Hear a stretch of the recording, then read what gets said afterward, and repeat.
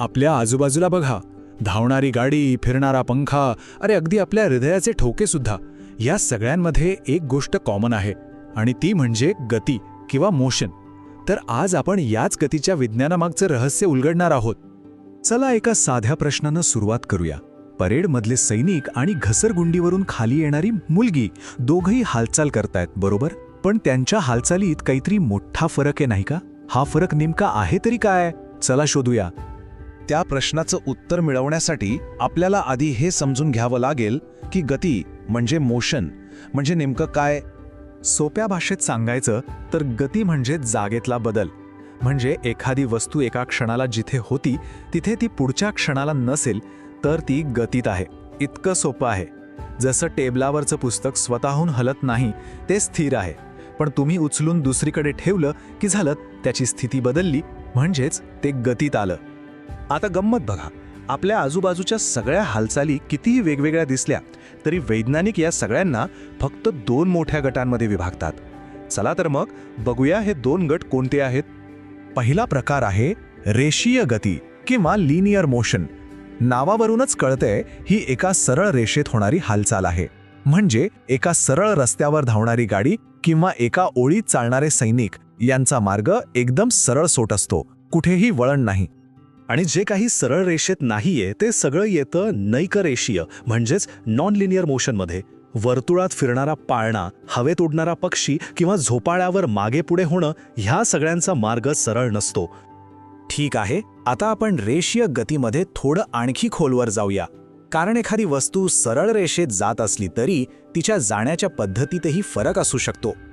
आणि इथे आपण परत येतो आपल्या सुरुवातीच्या प्रश्नावर. बघा, सैनिक आणि घसरगुंडीवरची मुलगी दोघंही सरळ रेषेतच जात आहेत, पण त्यांच्या गतीमध्ये एक खूप महत्त्वाचा फरक आहे जो आपल्याला रेषीय गतीचे 2 उपप्रकार शिकवतो. तर यातला सगळ्यात मोठा फरक आहे स्पीडचा, म्हणजे चालीचा. वस्तूचा वेग प्रत्येक क्षणी सारखाच राहतोय की तो बदलतोय, यावरूनच पुढचे 2 प्रकार ठरतात.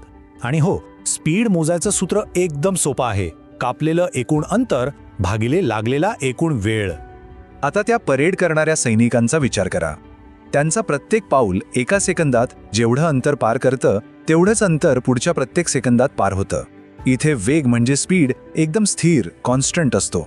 यालाच म्हणतात युनिफॉर्म लिनियर मोशन किंवा एक समान रेषीय गती.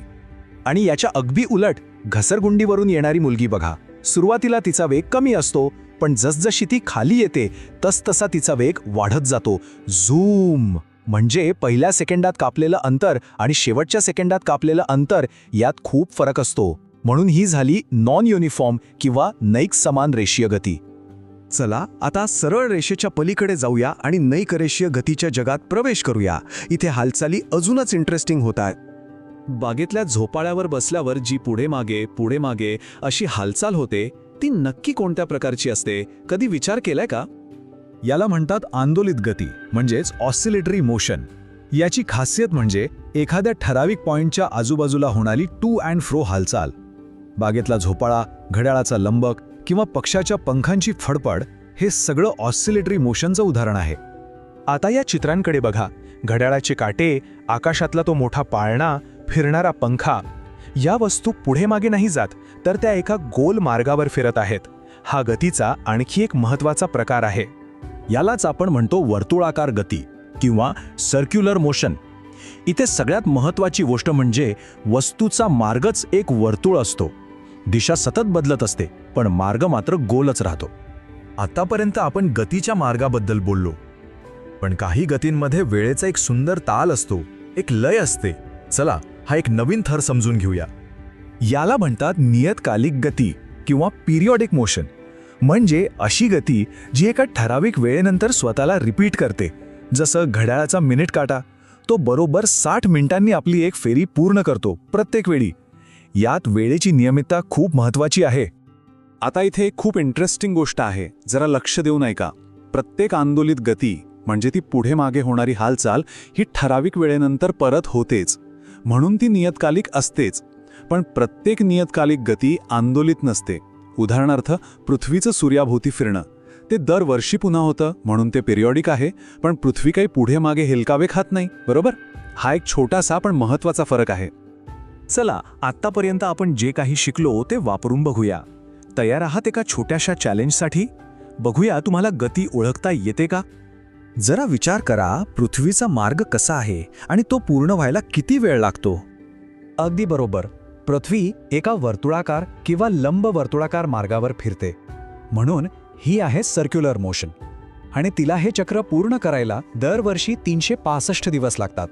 म्हणजे ती पिरियॉडिक मोशन सुद्धा आहे. हे थोडंसं ट्रिकी आहे, कारण इथे एकाच वेळी अनेक गोष्टी घडत आहेत. नीट विचार करा. हे एक जबरदस्त उदाहरण आहे जिथे एकाच गोष्टीत अनेक प्रकारची गती आहे. पक्षाचे पंख वर खाली होतात, म्हणजे ती झाली ऑसिलेटरी आणि पिरियॉडिक मोशन. पण पक्षी आकाशात नेमका कुठे जाईल हे काही ठरलेलं नसतं. तो अचानक दिशा बदलू शकतो. या अशा अनिश्चित गतीला म्हणतात यादृच्छिक गती, म्हणजेच रॅन्डम मोशन. तर आपलं जग हे अशा गतिमान वस्तूंनी भरलेलं आहे. आता पुढच्या वेळी जेव्हा तुम्ही एखादी वस्तू हलताना पाहाल, तेव्हा थांबा आणि विचार करा, ही गती रेषीय आहे की नैक रेषीय, एक समान आहे की नैक समान. तुम्हाला विज्ञानाचा एक नवीन दृष्टिकोन सापडलेला असेल. पाहत रहा आणि विचार करत रहा.